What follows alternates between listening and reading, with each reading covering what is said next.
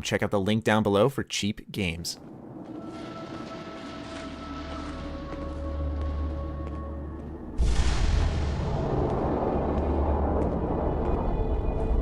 Salutations, my Fallout lovers. It is Matty here today with my review for the Far Harbor DLC for Fallout 4. With Automatron kind of being a hit or miss DLC and Wasteland Workshop really not impressing anybody, it seemed like all the weight was resting on Far Harbor's shoulders on whether or not a lot of Fallout fans would be sticking with Fallout 4 for the rest of the year, or if they'd just be leaving it behind and moving on to new games. And I'm happy to say that I had a very positive experience with Far Harbor, and it was the DLC we were looking for, and it is in fact worth the wait. It is not a DLC that will blow your socks off, but it's a lot more of what we love about Fallout, but with some well-needed adjustments that were missing in the base game, and shows that Bethesda is in fact listening to the community and willing to make improvements in certain aspects of Fallout 4 that they kind of messed up with in the base game. So before I get into any of my opinions on the DLC, I do want to answer one question. It's yes, you can bring your companions into Far Harbor, whichever one you want to. Anyway, let's start off with the first improvement I noticed right off the bat, which is the improvements to the dialogue. This carried over from Automatron. I made note of it that you noticed some of the lines that you could select were longer in Automatron. I noticed that they were giving more choice in that, but I was wondering if that would carry over into Far Harbor, and it absolutely does. Between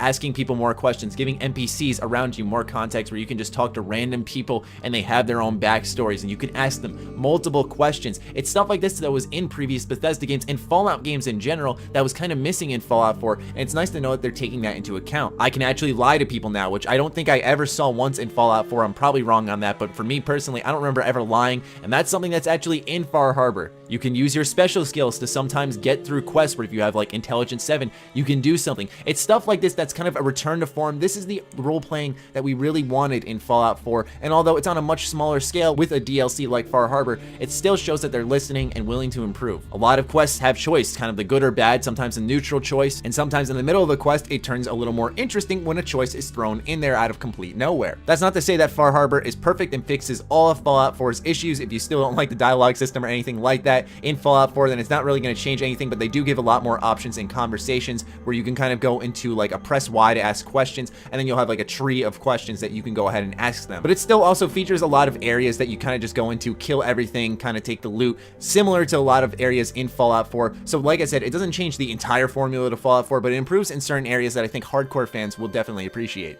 Also, I just have to say this as a little side note and keep you guys aware that Far Harbor features easily one of the best vaults in the Fallout universe I have ever experienced. I've played all the Fallout games, gone through all the vaults, and Far Harbor features one of the best ones. Just keep your eye out for Vault 118. I'm telling you, it is a damn good one. But enough dilly-dallying. How about the main story for Far Harbor? How did that fare? Well, it kind of went exactly how I expected. I really didn't care about the reason I got there, which was save this daughter or whatever's going on here, and it ended up being a much grander conflict in Far Harbor between the people there, the synths, as well as the children of Adam. And the main story does once again throw a lot of choices your way. I'd give more context to how things go, but to tell you the truth, I don't want to ruin anything for anyone. My reviews are always spoiler-free, but just know that there is a good degree of choice in the main story. It's decent to say the least. It's interesting. There's a lot of stuff there. It gives you a lot of more moral decisions in this DLC than I think I ever had to make in Fallout 4, which says something. I really kind of had to think about a lot of things before I made my decision, which I really didn't do in Fallout 4. It also actually made me start to feel for synths, which is something kind of weird to say considering that Fallout 4 was based around synths, and I really didn't feel for them in the game.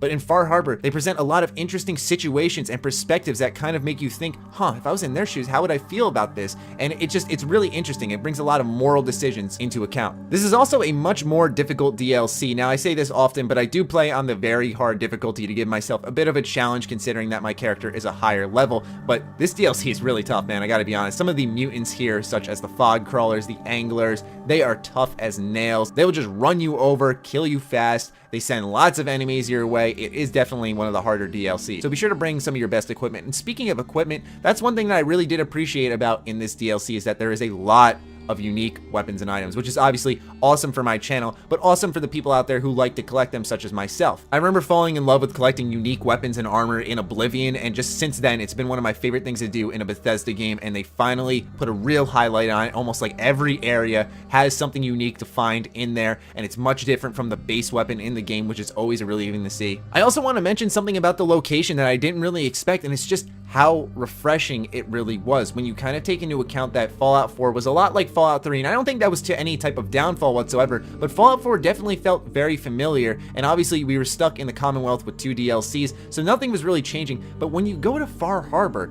it's just a really good feeling. It's obviously slightly familiar due to Point Lookout, I don't deny that, but there's just something about it that's so different. I think it's the thick fog. It's almost never light there, but when it is light and vibrant, it's almost like a fresh breath of air because it's only in certain parts of the island. But the aesthetic, the atmosphere, it's very refreshing to see something different aside from what we've seen in 2 other Fallout games. And by that I mean it was always the Americana themed landmarks, all that stuff, and Far Harbor was a good change of pace using different things to kind of push its atmosphere forward. Far Harbor also features a brand new companion by the name of Old Longfellow, and he is quite interesting contrary to my original belief. Not the most amazing companion ever, but he is well thought out, which is refreshing given the fact that in Automatron, characters like Ada and Jezebel, they really aren't even companions, to tell you the truth. They have like no background or anything whatsoever, so it's kind of refreshing to see things change up a little bit. At the end of the day though, my verdict for this DLC is that it's exactly what we wanted as Fallout fans. We've all been saying for a long while now that we just want to go somewhere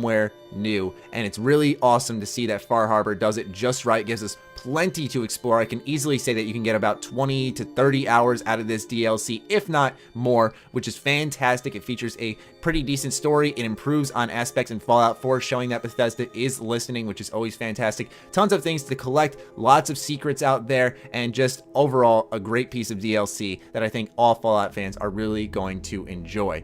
And so yeah, that will wrap up my review for Fallout 4's Far Harbor DLC. We don't know when the next piece of DLC is coming. I imagine that Wave 2 of the DLC will be announced around E3, maybe beforehand, if not at E3 definitely. So yeah, be sure to stay tuned for more Fallout 4 content as time goes on. We still have the rest of the year and maybe even into 2017 for more Fallout content, so I hope you guys are all looking forward to more of that. Anyway, I hope you guys enjoyed. Leave your thoughts on Far Harbor in the comments down below. Follow me on Twitter, like me on Facebook. The links are in the description down below. Check out SugarBomb.com, the place by Bethesda fans for Bethesda fans. Stay sexy, stay active.